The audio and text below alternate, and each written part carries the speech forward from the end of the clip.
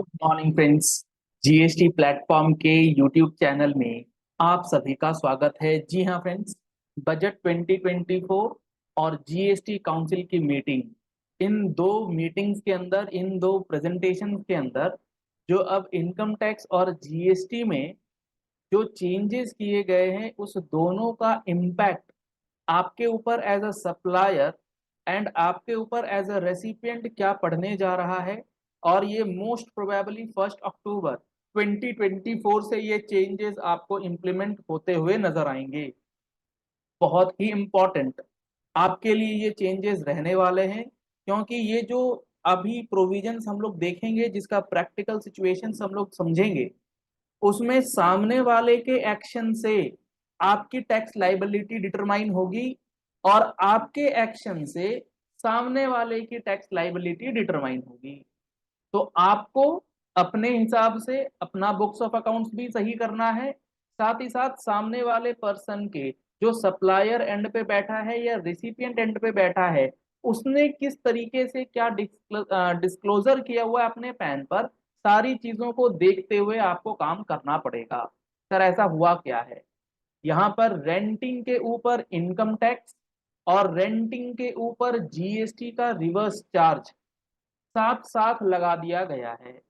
अगर सप्लायर ने कुछ गड़बड़ करी तो रेसिपिएंट फंसेगा, रेसिपिएंट ने गड़बड़ करी सप्लायर फंसेगा। कोई ना कोई पूरी तरीके से या तो इनकम टैक्स के चंगुल में या जीएसटी के चंगुल में फंसने जा रहा है। तो आप ऐसी गलती बिल्कुल ना करें। इसके लिए आप सिचुएशंस को अच्छे ढंग से समझ लीजिएगा, इस सेशन के एंड तक बने रहिएगा।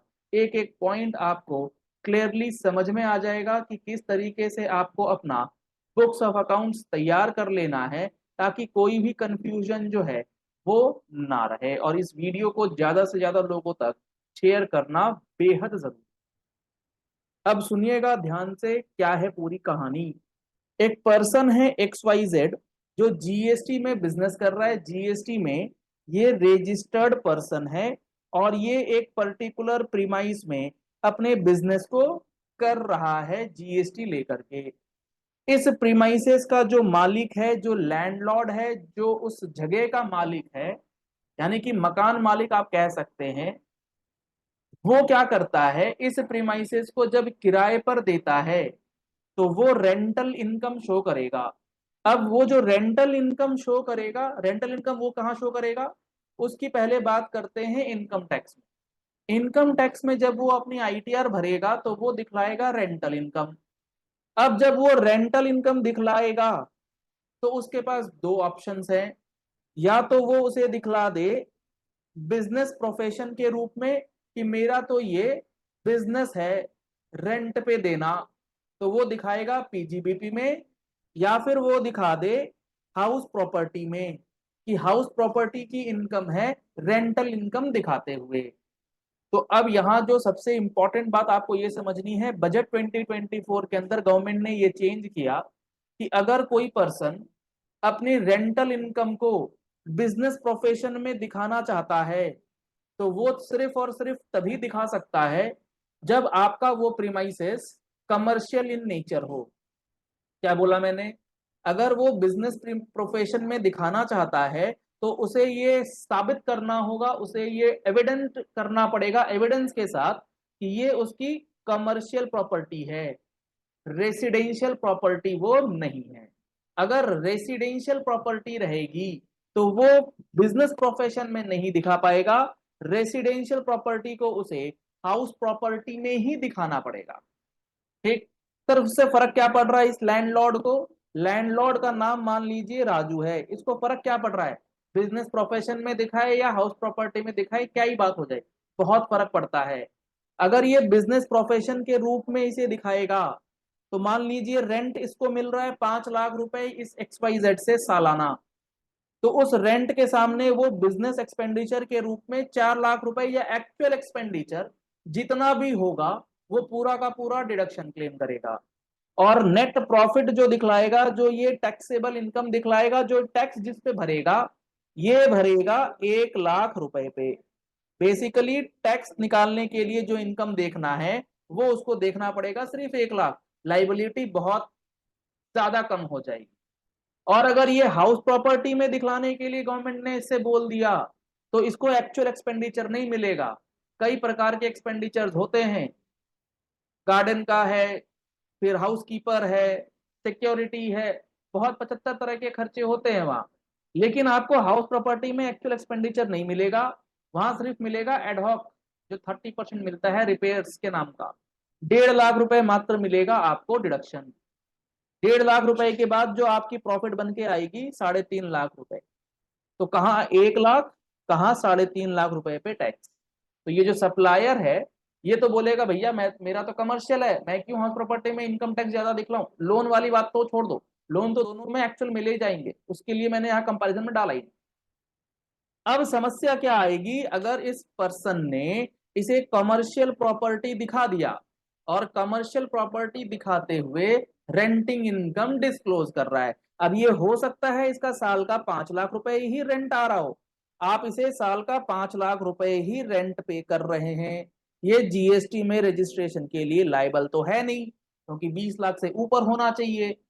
तो अब गवर्नमेंट ने पहले जो सिचुएशंस थी कि ये अनरजिस्टर्ड पर्सन जब कमर्शियल प्रॉपर्टी को प्रीमाइसेस पर दे रहा था, आप अपना रेंटल जो है 5 लाख रुपए दिखला रहे थे प्रॉफिट लॉस अकाउंट में, कोई प्रॉब्लम नहीं थी अभी तक, there was no any problem.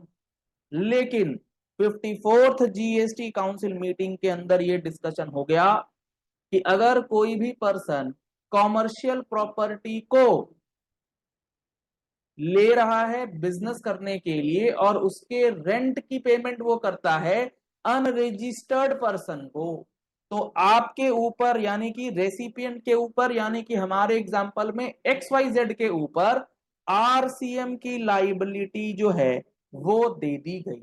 तो यहां लैंडलॉर्ड ने अपना टैक्स बचाया, आपके मत्थे आरसीएम की लाइबिलिटी पड़ जानी है।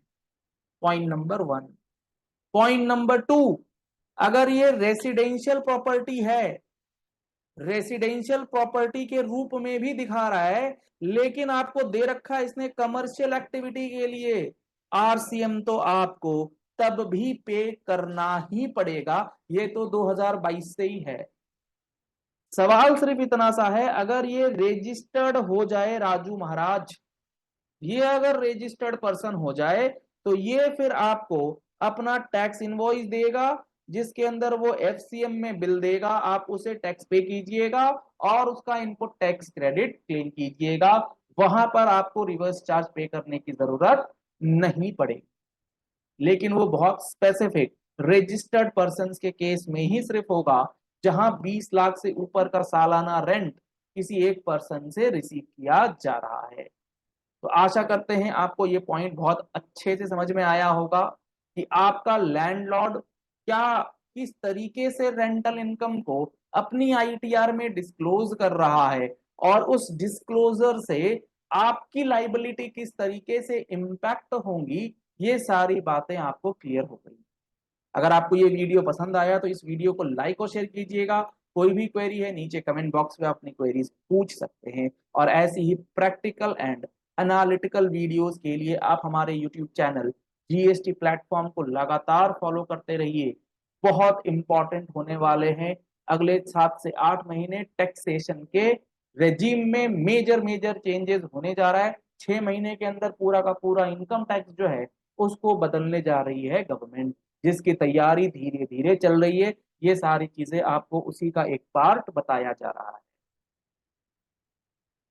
अगर आपने अभी तक हमारे जीएसटी फुल कोर्स में रजिस्ट्रेशन नहीं कराया है तो आप हमारे जीएसटी फुल कोर्स को ज्वाइन कर सकते हैं। आप हमारे मोबाइल एप्लीकेशन जीएसटी प्लेटफॉर्म पे जाएं, वहां पर आपको पूरी डिटेल्स अवेलेबल है, लिंक आपको वीडियो डिस्क्रिप्शन बॉक्स में दिया गया है। Thank you and have a nice day.